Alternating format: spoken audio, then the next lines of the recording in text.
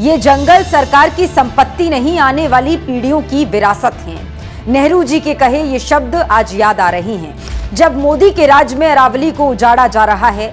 महाराष्ट्र, झारखंड, मध्य प्रदेश के जंगलों की अंधाधुंध कटाई चल रही है। जरा सोचिए, आज दिल्ली दुनिया का सबसे प्रदूषित शहर बन गया है।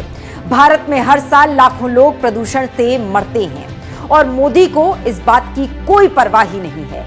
लेकिन नेहरू जी 70 साल पहले ही इस खतरे को भांप चुके थे।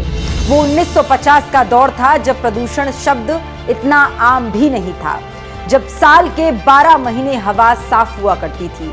तब देश के पहले प्रधानमंत्री जवाहरलाल नेहरू जी ने एक बात कही थी जो आज सच बनकर देश के सामने खड़ी है। एक दिन भाखड़ा नंगल बांध की साइट पर खड़े होकर नेहरू जी ने इंजीनियरों से पूछा, ये बांध तो अच्छा है, लेकिन क्या हमने सोचा है कि नदी का बहाव बदलने से नीचे के गांव, लोगों और जमीन पर क्या असर होगा?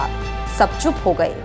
नेहरू जी जानते थे कि विकास जरूरी है, लेकिन प्रकृति को बर्बाद करके नहीं। नेहरू जी जंगलों को सिर्फ लकड़ी का भंडार नहीं मानते थे। एक बार असम में जंगल कटते देख उन्होंने कहा था, ये जंगल सरकार की संपत्ति नहीं, आने वाली पीढ़ियों की अमानत है।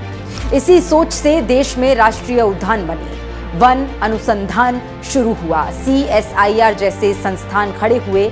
नेहरू जी जानते थे कि विकास जरूरी है, लेकिन प्रकृति से खिलवाड़ करके नहीं। नेहरू जी उद्योगों के खिलाफ नहीं थे, विज्ञान के खिलाफ नहीं थे, लेकिन वो अंधे विकास के खिलाफ जरूर थे। वो कहते थे, अगर हवा जहरीली हो गई, पानी जहर बन गया, तो सारी योजनाएं आखिरकार इंसान के ही खिलाफ खड़ी होंगी।